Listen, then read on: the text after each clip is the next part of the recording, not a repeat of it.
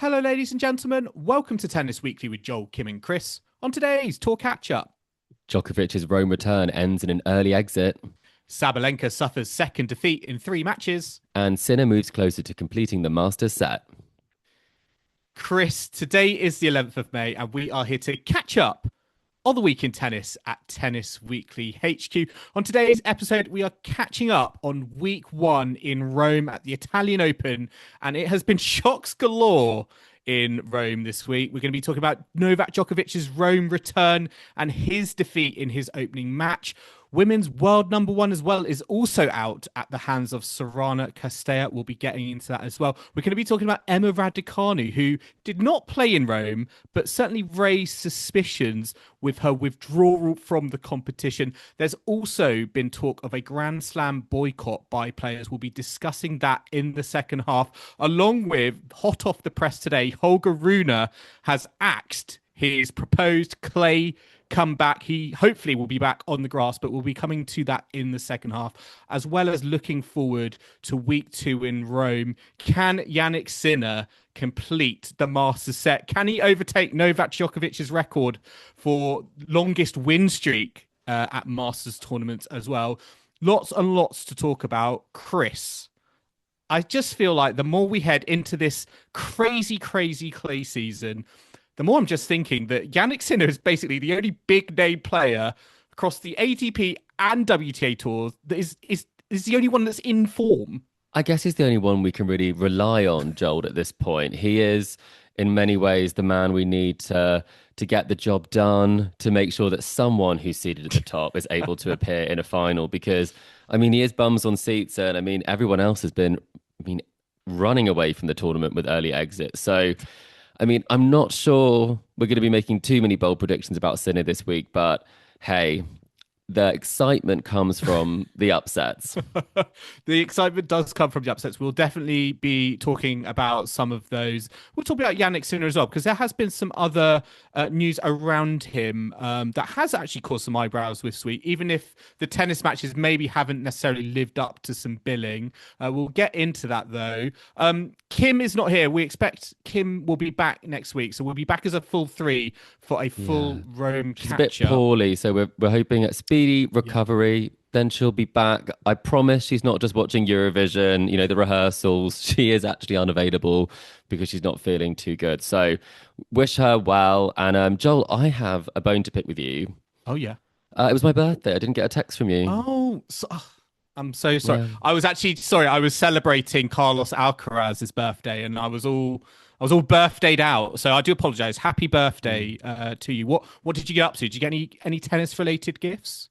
I didn't get any tennis related gifts, but I did treat myself to 2 hours on a clay court, and then another 2 hours the following day on a sort of Astro court, which was not quite as nice. But Joel, I don't know if you've seen this, but Carlos Alcaraz had I don't know if you can call it an aesthetic cake. I knew you were going to bring this up. Shocking birthday cake. It looked like someone had dropped it and then tried to make it look like they hadn't. It was so much cream. It didn't. Where was the sponge? It just looked all over the shop. Yeah, I wouldn't do well on the bake-off, I don't think. But I was very lucky. My partner baked me a lemon drizzle cake. Oh, I love that. Yeah, it's a good one, isn't it? Did you have some candles? Did you blow out any candles? Yeah, blew out some candles. Okay. Made a wish. Made a couple of wishes, actually. And then also helped myself to... it's a giant cake. It really is a bit of a unit. So I could probably send some to Carlos in the post after his sort of bit of a sorry-looking thing. But anyway... birthdays are out the way, and now we're on to celebrating what's left of Rome. Yes, indeed. Before we get into all the action from Rome, let's as we do in true Tennis Weekly fashion, look at what caught our attention this week. I would like to start because Taylor Fritz has been going through a rough moment. He's been injured, off the tour, split up with Morgan Riddle. But he put a post out on his Instagram this week that he went to a Renaissance fair. He posted on his Instagram stories, the nerd in me had to hit the Renaissance fair. And he is kind of dressed up in medieval garb with other such folk also dressed up in medieval fashion Some like items. pagans behind him in Yeah, this picture. it's like those kind of like medieval like role play type fantasy game situations. Oh, is this like larking? Where people sort of Is go that what and that is? joust, dress up, Yes, that sort of that's thing, what I. That's maybe. sort of yeah. Is he eating like mutton and It's kind of chicken from the bone? this Game of outfit. Thrones. It's giving more like the Mask of Zorro. You know what I mean? It's not necessarily feeling it's from the Renaissance era, but I mean, he dressed up a little bit for it. But what is a Renaissance fair? Do we have anything more than eating eating off the Well, bone, Joel? I did have to Google it because I just wanted to get my facts straight. But ChatGPT says a Renaissance fair is an outdoor themed gathering that simulates a historical, often Elizabethan era English village, combining elements of a theme park, costume party, and immersive theatre. Wow, so he's down bad after Was he relationship. Yeah, part of the theatre? He definitely wanted to be, didn't he? he's kind of in like a sleeveless top, which I'm also not sure is of the time either. So maybe he's not a history buff. I mean, I do have a history degree, Joel, so I think I can safely say that's not of the period. Is he just he wants to get his mind off things, take Yeah, himself to another place? Is this kind of like maybe post breakup activities? maybe it's good for him. Maybe Morgan said, "I'm not going to the Renaissance Fair with you, Taylor," and now he can do all of these things. So he's certainly finding ways to occupy himself outside of tennis. I'm not sure that he looks like he wants to come back anytime soon by how much fun he's having at the Well, Renaissance Fair. he's happy. He's happy. I think that's a good thing. I think when you're off the tour, it's always great to I guess pursue what interests you have. Um, Opposite of and he's Holger Rune, taking who just did more and more tennis, even when he was exactly. injured. Exactly. So yeah, opposite approach. Always to get away. But Chris, what caught your eye this week on the tennis tour? Well, it wasn't necessarily the history side of things, it was the fashion of the last week. It feels like a little bit of a distance ago now, but Venus Williams, she was chairing the Met Gala. I mean, she really does have two hats on. One is securing wild cards, and the other is, chairing the biggest night in fashion. And she looked spectacular. So there are a few players who are in attendance. I'm not sure if you saw these outfits, Joel, but we had Serena, obviously, we had Venus, and Naomi Osaka, who is actually, I mean, she's about to take to the court. I think she's taking to the court at the moment against Iga Swiatek. So a quick dash from the Met Gala to Rome. But they all looked pretty sensational. And there was some tennis history on display because her outfit, Venus Williams, was by Swarovski, who do the crystals, for anyone who doesn't know. And she is looking absolutely spectacular. It's sort of shimmering, and there's this wonderful sort of jewel around her neck. And it's modelled on the Venus Rosewater dish from Wimbledon, of which she's won 5 times. So I quite like that. I think that's very nice. And the theme was all about, art. And it is a piece of art. So I liked that one. What do you make of the other outfits that we have here?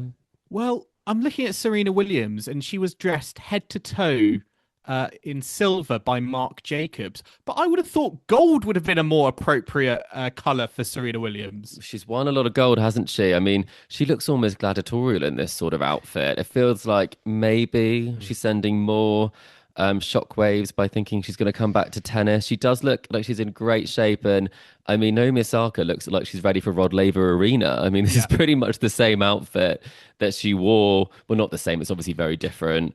But Robert One, who did her outfit for the Australian Open, did this one. And when she took off the sort of white outfit and the hat, it was like a red sort of muscle sort of suit dress sort of thing. So ever the fashionista, and now she's hoping that she can, let her muscles do the talking against Iga Swiatek. I will say, I love Osaka's outfit. I would agree with you. I think she's getting ready for the Australian Open just because of how hot it is. She needs to keep herself well shaded. Yes, with she's getting a lot of shade hat. onto that. She had the brolly, didn't she, hat. in Australia, and now she's got this ginormous hat. But anyway, I enjoyed that. I'm sure that Kim would have enjoyed it as well. And Venus, I believe there's been some breaking news, Joel. Yes, there has indeed, because although Venus Williams has been dabbling in other roles beyond tennis, she has not been given a main draw wildcard. She hasn't been given a wildcard at all to the French Open. The French Open wildcards have come out today. I mean, Chris, what is your reaction to this? Venus Williams isn't there. Gael Monfils and Stan Wawrinka did make the cut for the men's mail card, mail card, Mailbag. the men's main draw wild cards. But Venus Williams not there, and we do know, or we think we know, Venus Williams did. That was her ambition. She did want to play the French Open. She would have put the request in. I mean, what do you make of the fact that we're not going to see Venus Williams at the French? Well, not going to see her in singles, that's for sure. Would she make the trip back over for doubles and mixed doubles? I mean, maybe if she doesn't think she's going to be back, she might want to play it one more time. So that could be potential. She has had some pretty decent results at the majors when it comes to doubles. I mean, Katie Boulter would definitely play with her again. Leylah Fernandez. Yeah. She is very popular when it comes to that, but I can't say I'm surprised because the French don't like to reward players necessarily for their form unless they are French or they've achieved something historic on the site, like Stan Wawrinka obviously winning the title before. So I'm not necessarily shocked by this. I think it's giving fork founding kitchen. I do think she could be a draw, but in Paris, the wild cards go to the French, and that's how it goes. Yeah, I mean, if you look at her record, she's not won a match at the French Open since 2017. Right, okay. Round one exits 2018, 2019, 2020, 2021. Hasn't played the event since then. So you can see from the performances why perhaps she didn't get a wild card. And she hasn't won the title in singles. So she's not been in great form recently. So it's hard to make the case, I think. Yeah, I wouldn't be mad if she did get one, but also not mad that she hasn't. Yes, but let's see. I do hope we see her in the doubles. We'll have to stay tuned. But let's look ahead. Let's look at the Italian Open now in Rome. We're going to talk about the men's action first of all. And Chris, one of the big talking points going into Rome was the excitement about Novak Djokovic's return. We're all kind of thinking about Jannik Sinner, who, in the absence of Carlos Alcaraz, could challenge Jannik Sinner, could even get a set off of Jannik Sinner and test him perhaps at the French Open. And we all thought maybe Novak Djokovic is that player. But we were shocked because Djokovic lost to Croatia's Dino Prizmic in 3 sets. He took the first set 6-2, but then lost the sets 2 and 3, 6-2, 6-4. He said afterwards that he was pleased at least to fight till the end. But yeah, this was not the return we were expecting for Novak Djokovic, particularly after he did so well in that first set. Yeah, it was looking pretty good. So maybe he did know that he wasn't feeling great. I think that's what everything seemed to point to. I mean, he didn't look like he was well on court, kind of the further the match went on. He did obviously fight for it and impress, as always. He doesn't like to take things away from his opponent. So ever the classy operator in that sense of giving a lot of kudos to his opponent. It does make you question, form going into Roland Garros. It was quite a hyped return.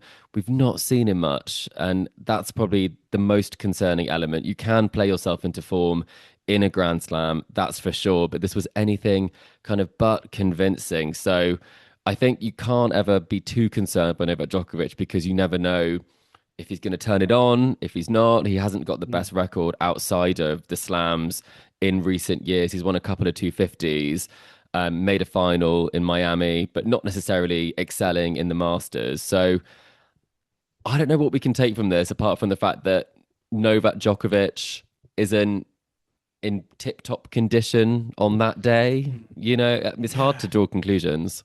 Yeah, I think for me, when it comes to kind of the Grand Slams, I think a few years ago I would have said, Djokovic could turn up being bang average form and still put up a really good. Has he ever turned up in bang average form? I just mean like undercooked, no preparation. Okay. We think about the grass court seasons. He rarely plays a grass court lead up event, and he's always like there or thereabouts at the end of the tournament. However, I would say the fact that he's had very little tennis on clay, he's not going to play in the final week before the French Open.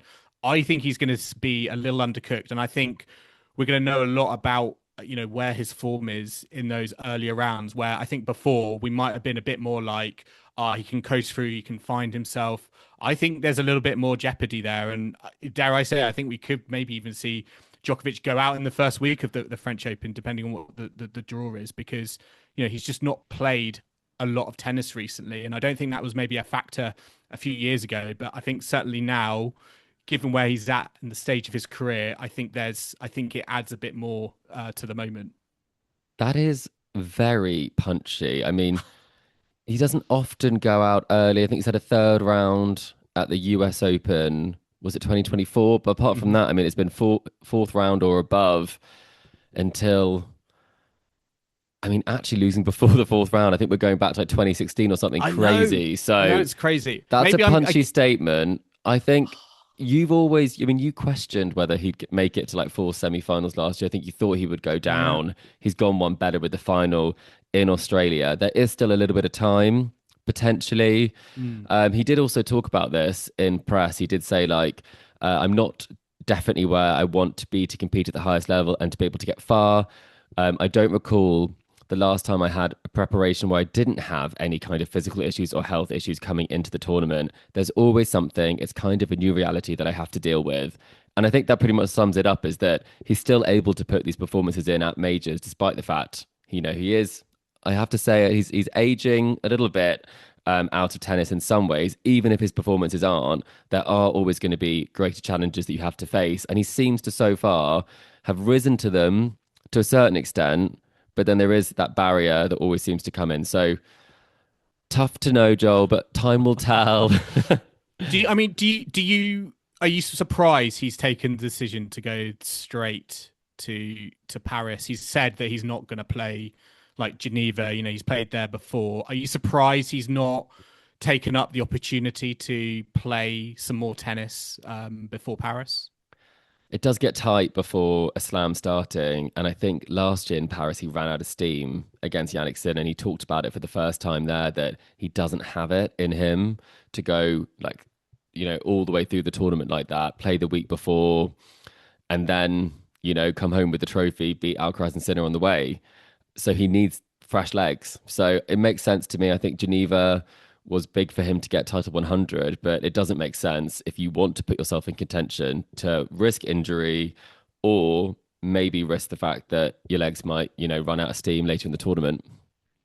Indeed. I mean, Prizmic has been in good form because he had that great win over Shelton in Madrid. And they had a great match a few years ago, didn't they? Djokovic and Dino back in Australia. Yeah, that was a great clash. He really respects him. I mean, he wrote on the camera afterwards, "Noel, it was a pleasure." Would he say the same, Novak Djokovic? Oh, I don't think so. I mean, it was played in the right spirit, but Prizmic, been on a good run, a few good wins. So yeah, it was a great performance by him nonetheless, particularly from a set down as well. So yeah, we'll have to see how the movements of Novak Djokovic. But I'm maybe not as confident as you are. I would love to be, but I'm not so sure. I mean, one player I am confident in, I think everyone is Jannik Sinner.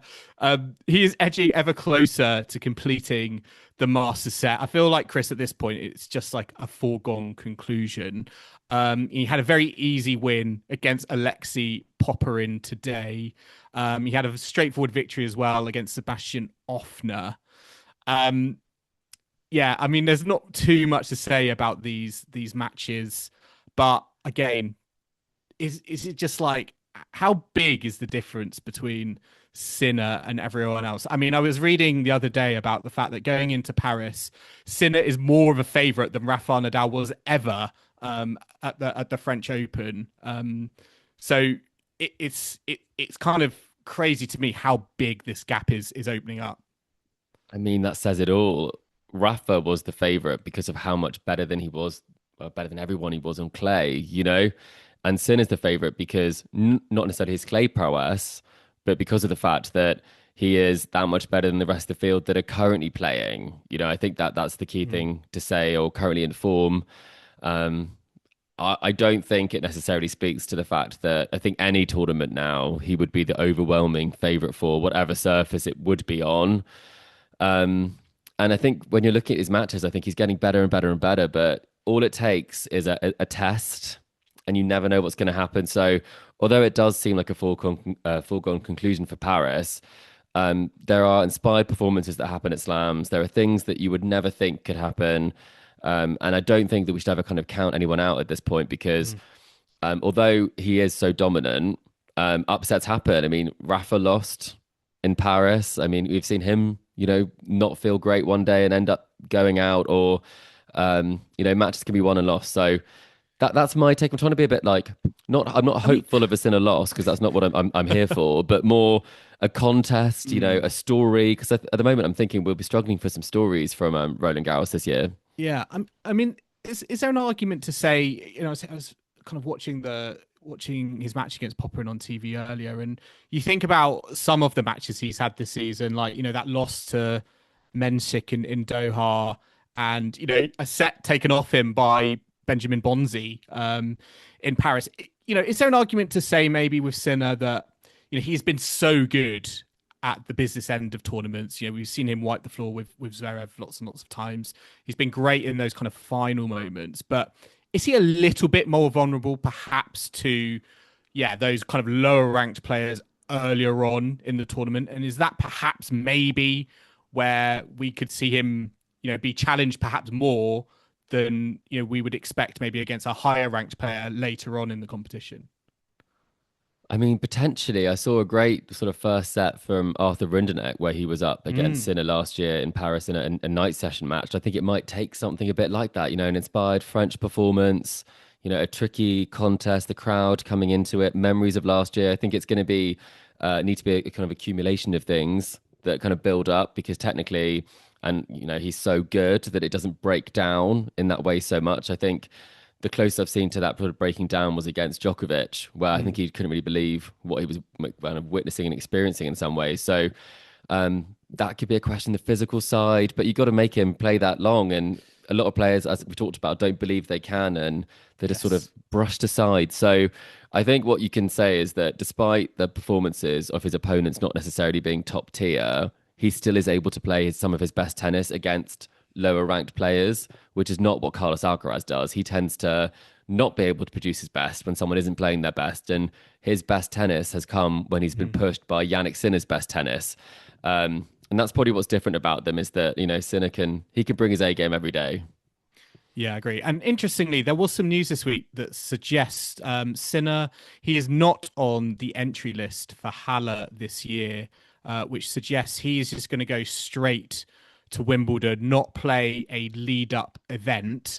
I like to think of it as kind of taking the Casper Ruud approach to the grass court swing. Hit the golf course. Yeah, hit the golf course. I mean, what do you make if that is true? And Sinner this year is kind of looking maybe to take a 3-week break between like the French Open finishing whenever that will be for him and Wimbledon. Do you think that's the right move? I think wild cards exist, and I think he could still play one if he were to go out early, in Paris, and he wanted some time on the grass. I don't think that he will feel like he needs it. I think some of the best players don't play a warm up event. Djokovic doesn't play warm up events. Only a few players kind of really do and have great success from that. So I don't think you can read too much into that. I think having won the title last year, I think there's a huge amount you can take from how much his grass game has improved and kept improving. And it'll be interesting because obviously he's defending champion this year. But I do think Sinner is in that position.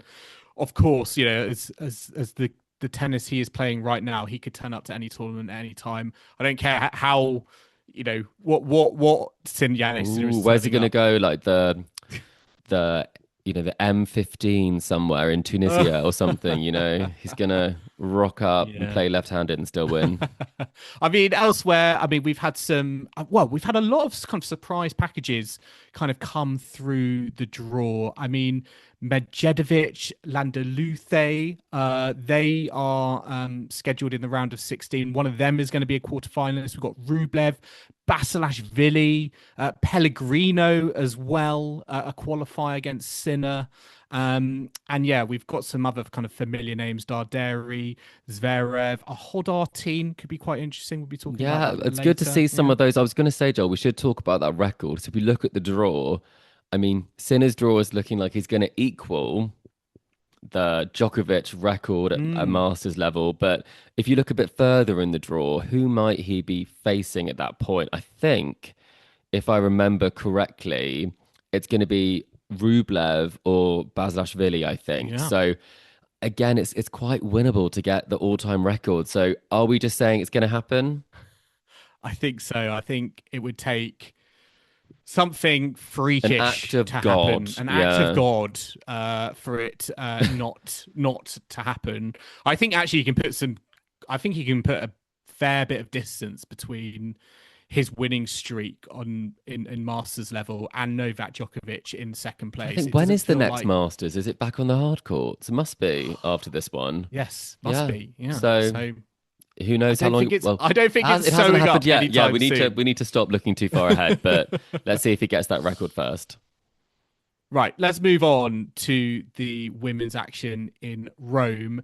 And we're going to talk about the world number one, Aryna Sabalenka, who has suffered a second defeat in 3 matches. She was beaten by Sorana Cirstea in the third round. Yeah, this one also completely unexpected, similar to kind of Novak Djokovic going out early. 2-6, 6-3, 7-5 to Cristea. I mean, this is an incredible story, first of all, for Cristea, because she announced her retirement from tennis at the start of the season. She said this was going to be her like kind of farewell year on the tour, but has ended up, yeah, playing some of her best tennis. She won a title at home in Romania this year. She beat Raducanu in the final. I remember that. But yeah, what does this mean for Sabalenka? Why on earth? She's lost 2 of her last 3 matches against Baptiste and Cristea. Why has this happened to her all of a sudden? I think going into the clay season, we thought she was a lock on being one of the big contenders, heavy favorite for the French Open, but it's sort of unraveling at the moment. It is, isn't it? And Joel, I'm surprised you haven't mentioned the fact that I did actually predict this would happen. Yes. I called it, and one of the few things that I got right was that Cristea would Well, take what out made you think Sabalenka. this was going to potentially happen? I think it's a combination, as you say, like the last season on tour, Cristea being a big match player, she always likes to take on the big names and produce a show. And she's very, very determined. She really does have a fantastic game on clay as well. It's where she had her first breakthrough. I remember that quarterfinal so long ago now at Roland Garros. It's her best surface, I think. So she's always going to be a tricky customer, especially when she's got nothing to lose, everything to gain. And her first win against a number one, I believe, ever, and it's at 36. She's up to 13 in the live ranking. So I don't think it's as bad a loss as people may be making out. I think both Baptiste and Cristea are very good on their day, especially on clay courts. So I'm not necessarily thinking Sabalenka should be that concerned. But what I am concerned about actually is the fact that she actually hasn't done that well on clay generally when it comes to dominating a surface. I think she's got a great game for clay, but it is her weakest surface. She has won titles in Madrid on altitude clay, but she actually hasn't won any clay titles elsewhere. No. So I think that's something that I kind of forgot about, is the fact that I thought that she was just picking up titles no matter the surface. I always see her as like an all surface player, but that's actually not the reality. And it would have been, a rare clay title had she beaten Coco Gauff last year in the Roland Garros final. When I say rare, I mean obviously Madrid, but at the same time, I think that's something of note, is that there is less belief on this surface. It also gets uglier. It's a very, very slow clay court as well. You have to hit through, you have to continuously hit through, and there will be a lot more mistakes. So if you can soak it up, if you can give her the variety and do a lot of what Coco Gauff did in Paris, that is the way you can beat Sabalenka. That's when she's most troubled. So I think that's where it can present more problems than benefits for Sabalenka. Yeah, and I think it's interesting. You look at her defeats this season. I mean, she was 6-2, 2-love up against Cristea. She had all those match points against Baptiste, didn't get it done. And even if you look at that Australian Open final against Raducanu, she wrestled the initiative back, taking that second set. You felt like the momentum was with her. Do you feel like Sabalenka has a problem at the moment with like closing matches out, or kind of, it was almost like she's in the best place possible. She sees the initiative, but she's giving back that initiative to her opponents. That's what I've kind of been seeing with her defeats this season. Do you think that's a fair assessment, or what's kind of going wrong? Because it feels like her defeats are coming from moments where she should be, she's full of, she's in a moment where she's full of momentum. I think that's pretty fair. I would say that for Sabalenka, I'm most concerned for her when she's lost, the second set. I think that's one where it can get quite messy for her. I think, 3-set matches generally aren't necessarily her best. I think she does have great resilience at key moments. She has had some great results where she has won in 3, but she tends to make it a bit harder than it needs to be if it does go to 3, because she's kind of at that same level in my mind as Raducanu, where on their day they could beat anyone in straight sets, but I mean, maybe apart from each other. And that's where I think that the longer a match goes, the more wobbles you have, the more you have to, embrace the fact. Yeah, you will miss. And like, if you play as big as she does, you will miss. Some things will go over the boil. Frustration might get to you. And I think that's something where it's always going to be a challenge for her. Having said that, she could have lost that final in Indian Wells. She could have also, won the Australian Open final. There are lots of ifs, buts, and maybes. And it's quite similar to last year where, she is winning some big titles, but she's not winning all of the titles that you would expect. So similar boat, I think, to last year, where the domination in the rankings isn't necessarily replicated in the results. And just on Cristea, she's into the quarterfinals.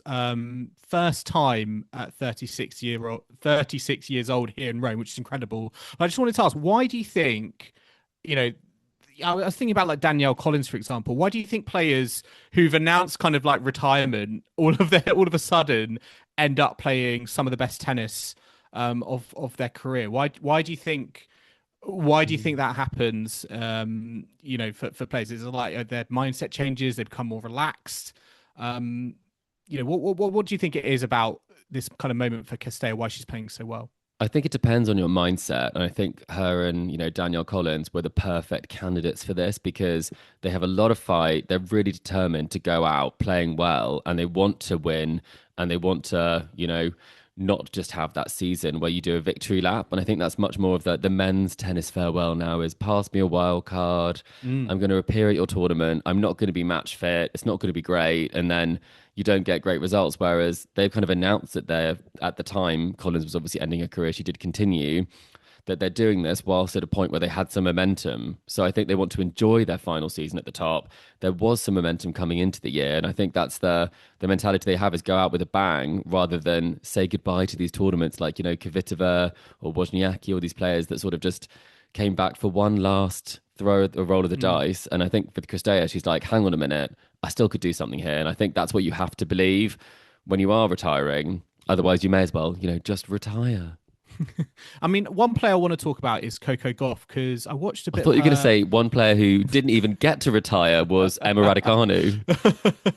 Well, we'll talk about Emma Raducanu in a sec, but just on Coco Gauff because she's another contender, going to be the French Open defending champion. Came through a tough match today against Eva Jovic in 3 sets. Maybe a little bit fortunate that Jovic suffered an injury to her hand in the second set. But Coco Gauff's I feel like she's sort of an enigma at the moment. She's not playing the best tennis. She's been seen shouting at her box, visibly kind of frustrated, but she still is just finding these ways to get it done, even though I feel like she has not really got out of first gear yet. Yeah, she is. I mean, she's always able to do that. She's such a good player in terms of making you beat her. And I think that's what so many players don't have is the ability to, say, right, you are up, you're going to win this match, but I'm not going to let you just roll me over here because she's done it so many times. She digs deep and no one can dig deeper than her. I personally don't think. Yes, I agree. And that's yeah. The best in the game. Are we going to say it doing that? At kind of finding a way to win. She has that extra level for doing it. And even when I saw the score, I didn't think it's game over for Coco Gauff. I thought if she can get this game, when she was down 5-3, she's going to win the match. And I think there are turning points, and for her, some of them are really significant in matches. Yeah, I just hope she can get her tennis together because I think she'll be a real threat at the French Open if she can pull it together because there's still issues I think with the forehand. It was clear her opponent today was kind of making her hit as many balls as possible, hoping for those unforced errors. I think it sort of turned on that injury mid match, and actually it was Gauff kind of getting her opponent and extending the rallies a bit more. There were a lot of nerves, weren't there, as well, There for were, Djokovic? I was yeah. watching it, and it was not her best tennis in some of the big moments, that's for sure. And obviously, there's an injury. But for Coco, she's kind of alluded to some problems and difficulties off court. So I think that's something else that I just want to make really clear, is that that's what's also so impressive about this, is when you are having difficulties, she's still able to be one of those players who can put that aside and just, do her best to win on the court and to find a way and stay positive. And I think that's really inspiring, that a lot of people, even if you're not feeling it, they've got to get up, they've got to go out, and they've got to work, and she's doing that, and she doesn't have to. So I think that's hugely commendable, and hopefully it will unlock some freedom in her now she's got through this one. Yeah. Well, we'll see how Coco Gauff does get on in the rest of the tournament. I mean, one player who didn't play in Rome, Chris, Emma Raducanu, we've got to bring this up because it's a bit of a weird one. She decided to announced that she was withdrawing from Rome due to a post-viral illness. Completely understandable. But in the media, like half an hour before, she was quoted as saying, "The last 3 weeks, I think I've really turned a corner and I feel so much better." So a real kind of change in those 30 minutes. I mean, what was going on there? Well, I do think this is quite funny from the perspective that she I'm was just in the draw. confused. Well, she was in the draw last week, and Joel, you said if she plays it, she's in Yes. Rome, but will she play? I And have to caveat now, every time I see Raducanu on a draw sheet, that there's an if. there is an if, and in this case, because she was on site and she didn't want to get like a fine or have an issue where certain tournaments have to count towards your ranking, even though you've withdrawn, she had to complete her media duties. So she chose to do that rather than, have an implication on her career or her year, her season. And so that's why she did it. But I mean, what she told the media, I mean, she probably could say that she's turned a corner, is feeling much better, but she might not be feeling good enough to play. But she was quite positive in that. So I think no one saw that coming. The media were a bit perplexed, but I also think they probably dialed up just how positive she was sounding, because Yes. I mean, I've been in many Emma Raducanu press conferences, and if she knows she's gonna be withdrawing or she doesn't want to give you something, she doesn't. So I think probably she was just like, I'm just gonna get this done, and I'm just gonna, avoid any trouble with the WTA. Yeah.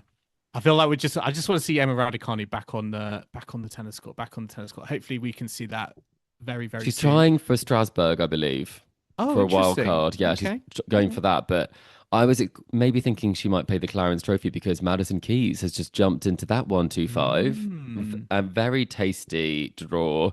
I think there are 5 top 50 players at a 125, Joel.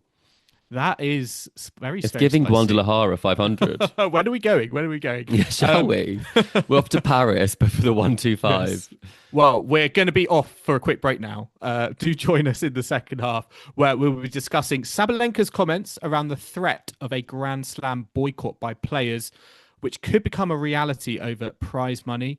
What's going wrong for the men's top seeds on the clay as we head into Roland Garros, and we look ahead to week 2 of the Italian Open, with the women's quarterfinals and men's round of 16 still to be complete. So do not go anywhere.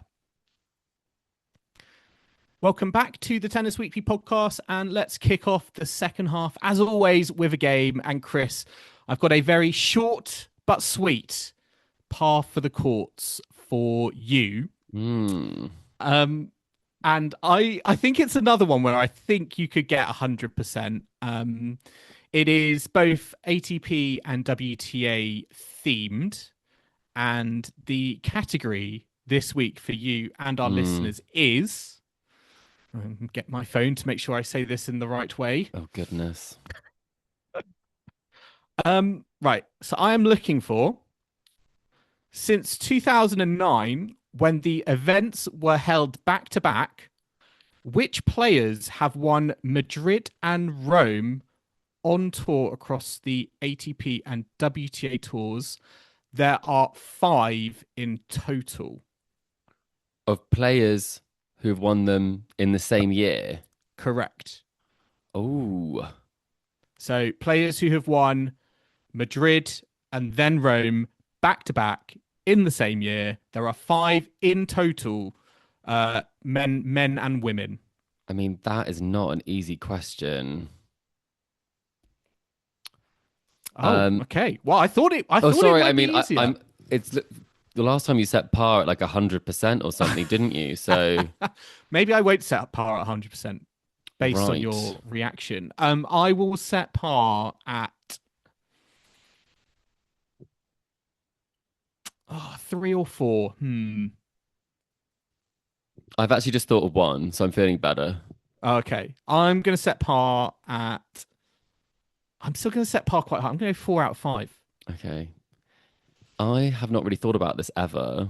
So, 'Cause so I have not either. But well done for these people though, it's the unheard of sort of sunshine double, the yeah. forgotten double. Well, apparently, I don't know if this is actually cool. I've been told it is referred to as the dirt ball double.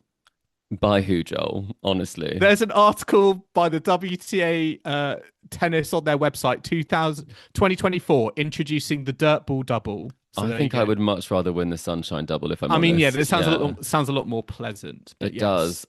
Right, well let's get into the dirt ball double now.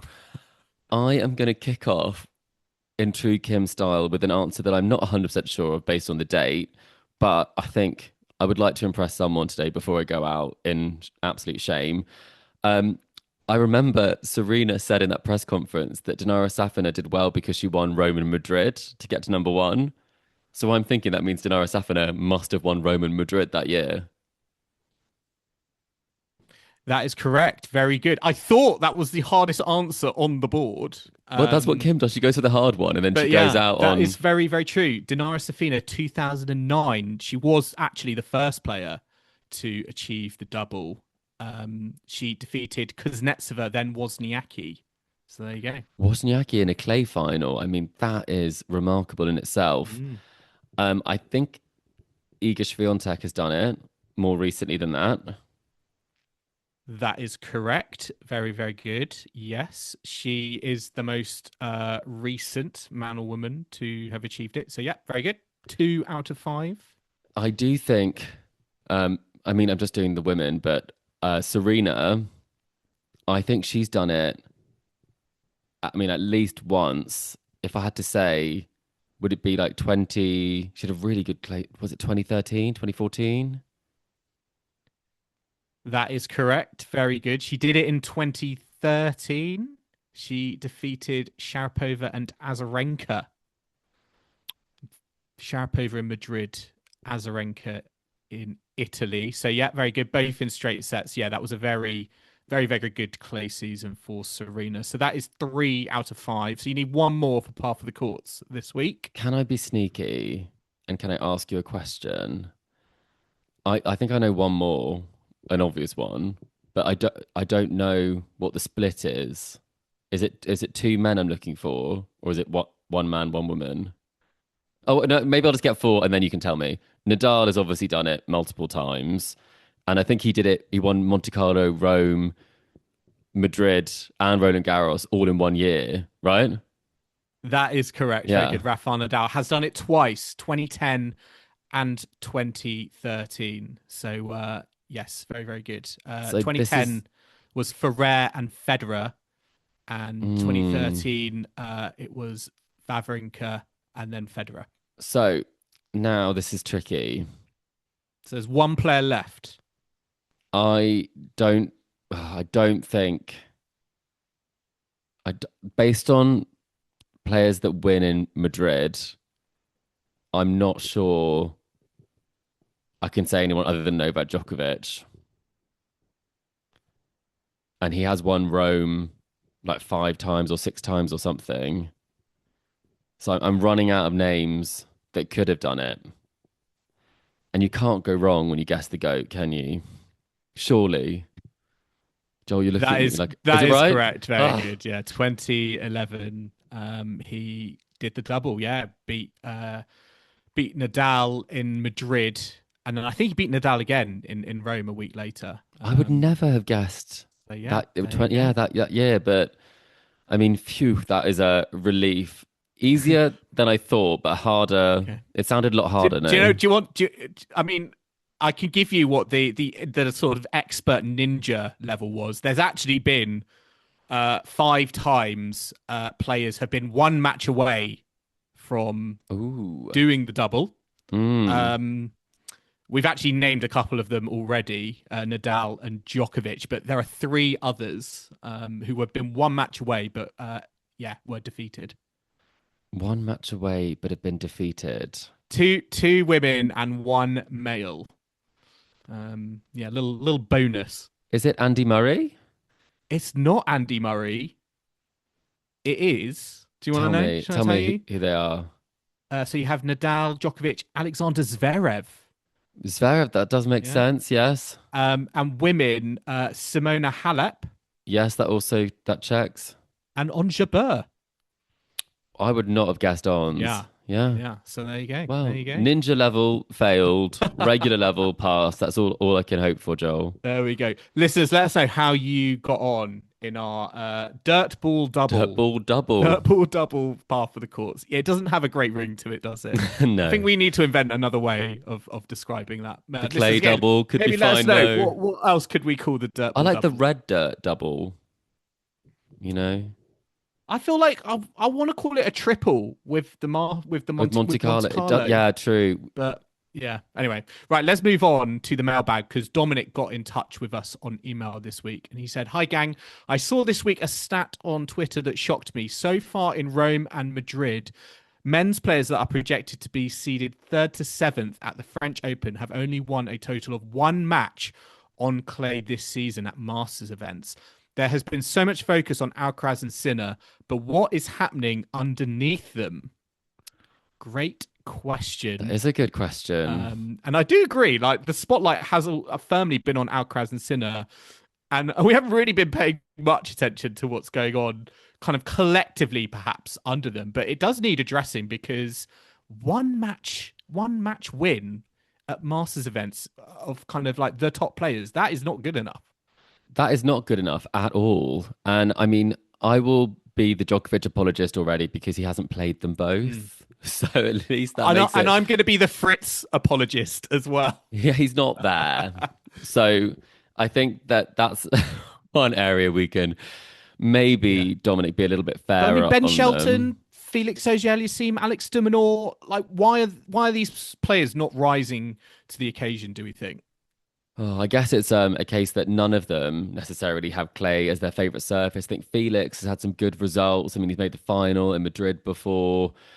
He's not bad on clay. He's not bad at all on clay. I think Shelton, I'm quite shocked by because he had big aspirations. I think he won a clay tournament earlier in the season over in the States and then kind of gave it the big, I'm ready for a big clay season. And then obviously that hasn't happened. It could change in Paris.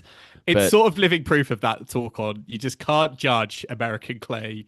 They just do not translate, do they? American clay to European clay. No, it really doesn't. One thing I might ask about this, do you think that it's the players underneath, the 3 to 7 seeds or whatever the stat is, who are actually taking the opportunity at this moment? Because it feels like we talked about this last week, that it's not so much a case that they haven't risen to it, but the next generation has actually almost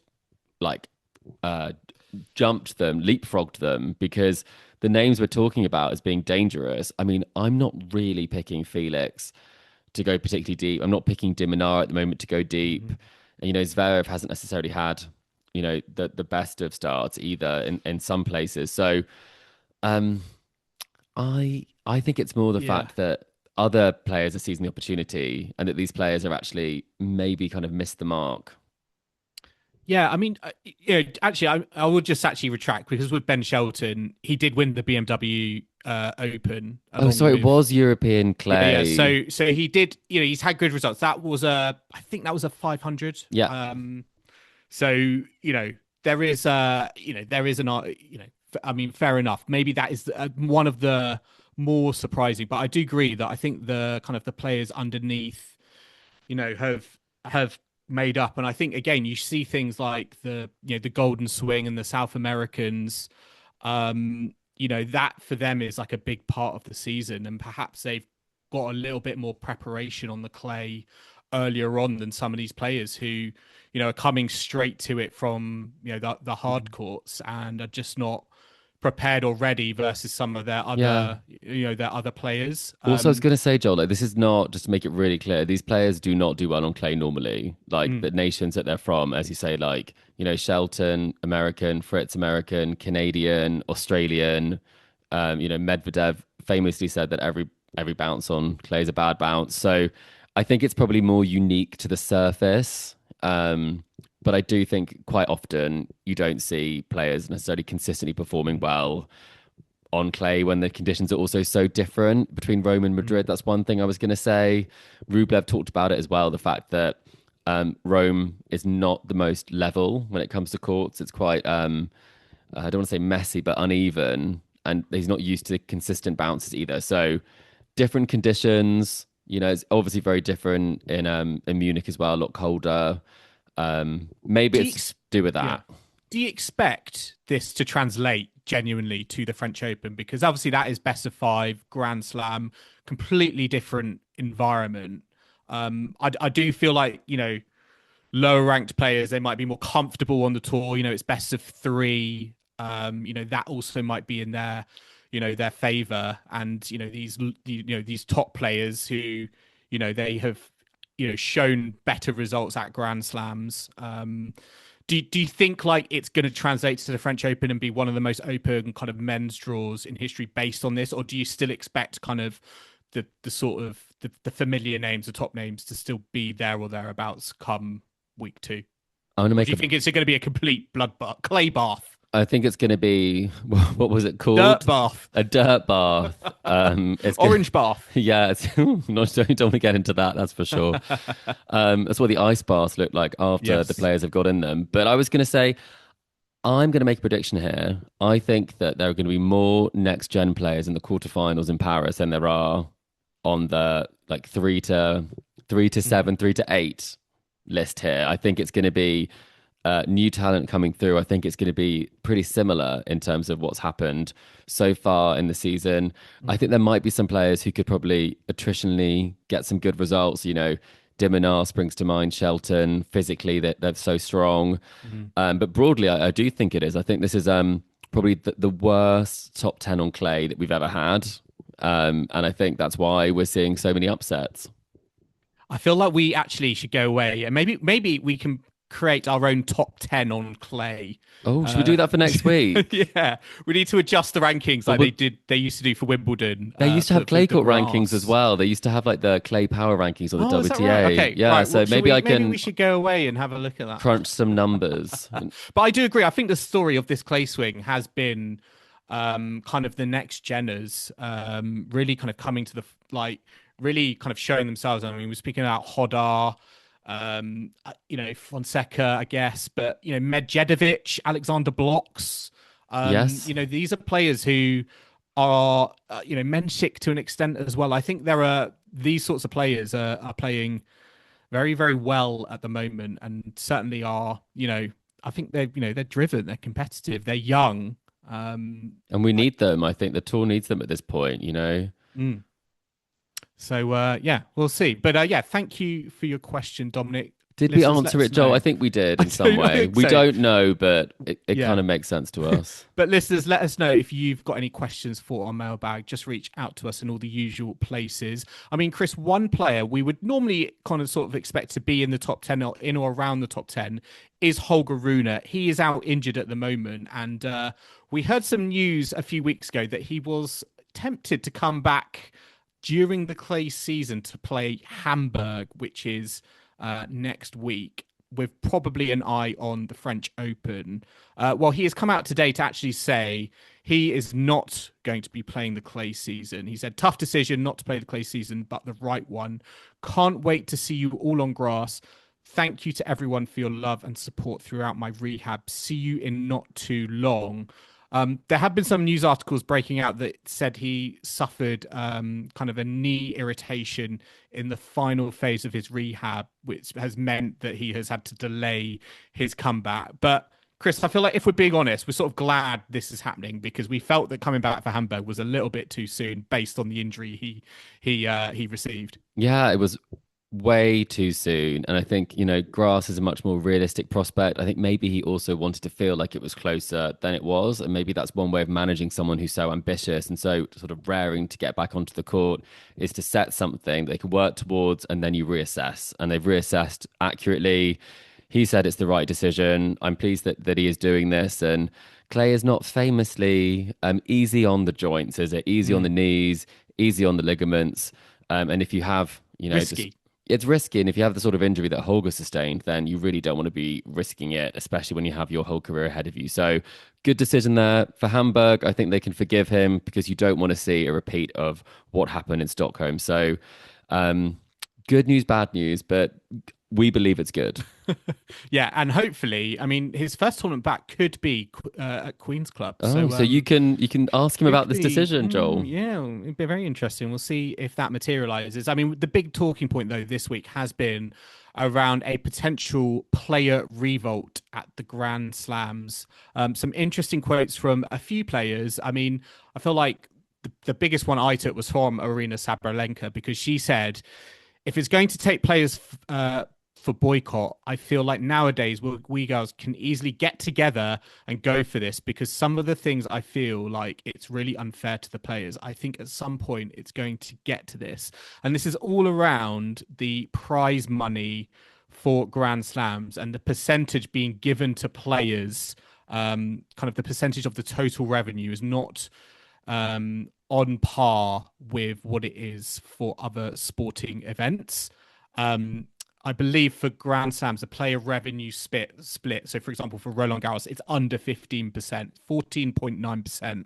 Whereas for other sports, NFL, baseball, NHL, NBA, it's all around the 50% mark. These are some kind of statistics coming out this week. I mean, Chris, this is a very, I think, complicated issue. There's lots of different ways kind of to talk about it. But Sabalenka thinks that players could effectively get together and not play a Grand Slam unless the percentage of the prize money, of the total revenue, goes up. And goes up, it sounds like, quite substantially they would want in order to play. I mean, what did you make of these comments and the threat, this kind of real threat potentially of a boycott? I think it's very interesting because we haven't seen necessarily such a strong player group kind of put something forward. I think it's been building for a while. There've been discussions that clearly haven't gone in the direction that they wanted at other tournaments and Grand Slams last year. We did hear about this. The top 10 players had issues with this, and they've obviously kind of written a very strongly worded piece on this, on whether, people would be boycotting. I think some people thought this might be happening a while ago, but when push comes to shove, will they actually do it is the question. I think a lot of it depends on where you are in your career as well. And I think it could be for the greater good. But at the same time, I'm not sure that necessarily it will be something we'll see soon. I think something will happen that will give them more of a percentage. I think the Grand Slams will have to listen to them eventually. There are bits that I do and don't agree with. I think when you read the headlines of these players who are earning millions of pounds and whatever for playing these Grand Slams want more money, it does look greedy. But I think when you look at some of the going rates in some of these tournaments and some of these sporting events, and circuits, I think there is a point to be made there. Having said that, I do want the point to be more around the fact that it's not about the top 10 prize money going up. It's about the pot that the players get at large as part of the overall pot the Grand Slams make. So this isn't Sabalenka saying she wants more money for herself. It's she wants the players to get more money. So it's not necessarily saying that that's where it has to go, that all the prize money needs to go to the number one. It's very much that anyone who's in the draw should be getting more money, because there are still players who make Grand Slams who actually can't really afford, to easily live life on the tour because of the fact they aren't, a top 10 player. There is a big disparity there. So that's what I like about Coco Gauff saying that she wants to leave the sport in a better place than when she found it. And I really like that, because I think that makes a lot more sense to me. And I think the headlines have been trying to throw people off, Joel. It's like rich tennis players want even more money. And that's obviously not the case. Would they like more money? Yes, but it is also a case that the going rate is different. And there's a few other things just quickly, Joe. I'm aware that I'm going on a bit, but the other things that they talk about is actually the Grand Slam should make financial contributions to player welfare programs funded by the two pro tours. And they also talk about, the decisions that directly impact kind of the competition, such as player health and welfare, such as, 3 a.m. or 4 a.m. finishes at Grand Slams. And I think that that really does affect your ability to do your job. And they don't necessarily have a say in that at the moment. So I think we should be a lot fairer to them. There is a lot in here that's not just about we want more money for ourselves, these top 10 players. It is greater good. But then there are also there are the people are always going to see it differently. But what's your take? Yeah, I mean, I think it's easy to look at the Grand Slams because that's where like all the money is, but there's still kind of disparity going on like on the tour, and I think that's also a big issue. But I think if you look at the Grand Slams, I think there's an argument to be made if you are being a real cynic about it that a lot of if players did boycott or choose to not play, would they be missed? A lot of people go to Wimbledon, not necessarily bothered about who is playing. They like to go for the spectacle. That's how strong the brand is for some of these tournaments. It's a nice day out. So I think if it were to happen, it would need to be something that everyone would have to commit to. Like everyone in the top 200 or whatever it is. And practically speaking, I just can't see everyone having the same point of view. I mean, already looking at some of the responses that have come out, some players, yes, have been like, yeah, I could see a boycott happening, like Sabalenka. Djokovic said he would support it as well. But there have also been other players like Emma Raducanu who's been quoted as saying she would not be part of a boycott. I think everyone would have to be aligned. Well, she could pick up another slam then, Joel, couldn't she? Only one playing, but she has said she's also not for equal prize money. So, I mean, she's not exactly an activist in that sense, Emma Raducanu. And even Iga Swiatek, has said a boycott would be a bit of an extreme. So I just fail to see how, there might be some players who really kind of are for it, but unless they can convince everyone to be in for it, I don't necessarily think it's going to happen. I also think that, you look at who runs these Grand Slams, they're run by tennis federations, they're run by the USTA, Tennis Australia, and, for them, it's about growing the game. It's not just about the players. Of course, players are a big part of it. And that's sort of reason why, so many fans flock to these events. A lot of fans, do for their favorite players, but also, as I said, some enjoy the big day out. But again, there needs to be a kind of a split there. I don't think you can necessarily compare tennis and Grand Slams to kind of other organizations like in American sports. I think to me, it's a little bit like comparing apples and oranges. Those are commercial ventures. The priorities of governing bodies, sport governing bodies for countries is going to be different. And they're going to see it in a different way. So perhaps, I do think, the money could be increased and the percentage could be increased, but I don't think you can compare it to these other associations and be like, 50% is what the players should get. Yeah, and a lot of people will be kind of wondering about, the fact that so many of the tennis players are in the top highest paid athletes, and it is an individual sport. So they do get the benefit of the profile that they get from doing that. So I think that's where I just want to hammer home the fact that if this is about the wider pot for players and the redistribution of some of that funding, then I think that is genuinely very positive. I do think they're a little bit kind of, it's a shame that they have done this, but they haven't really stuck to their guns, because as soon as you see a break in the ranks, like Iga saying she's not going to boycott, you've still got a tournament. You have to all come out and say, we are prepared to do this. And they're obviously not. They're not going to play hardball yet. That's not what they're doing. They want incremental increases before it gets to the extreme, as Iga said, because then that the slams have room to negotiate. It's not going to get to that point. And I think one final point, Joel, Sabalenka did say, I think at some point we will boycott. And then she kind of moved on to say, I feel like the show is on us. I feel like without us, there wouldn't be a tournament and there wouldn't be that entertainment. And that's interesting because I actually think that the French Tennis Federation, and Roland Garros, I think if they cancelled the lunch service, there wouldn't be a tournament at the French Open. I'm not sure necessarily. I mean, they just need French players to be playing, and they'd have a tournament. So it doesn't necessarily equal out everywhere. I think Wimbledon, how many people enter the ballot? How many people enter the ballot for Roland Garros to get a ticket as well? They've sold out their tickets before the boycott would even be announced. So it's very early days. I don't think it's happening soon, but I do think a distribution could be looked at. Yeah, I mean, the magic number reportedly is around 22%, according to Andy Roddick. So, yeah, we're not miles away, but certainly anything to do with money is gonna take time. And yeah, maybe there needs to be more kind of constructive kind of conversations. And yeah, if there is a threat of a boycott, everyone is going to need to be on board with that. So that's why it feels perhaps a little bit extreme. Well, someone tell Emma then, Joel, otherwise, yes. Yeah. Yeah. I mean, I find it just hard, through the optics of the media, you see, particularly in kind of women's tennis in relations to sport, at the end of the year, Sports Illustrated do kind of the top 20 highest earning women athletes of the year, and typically tennis players are the top tennis players when you include endorsements just fill the list.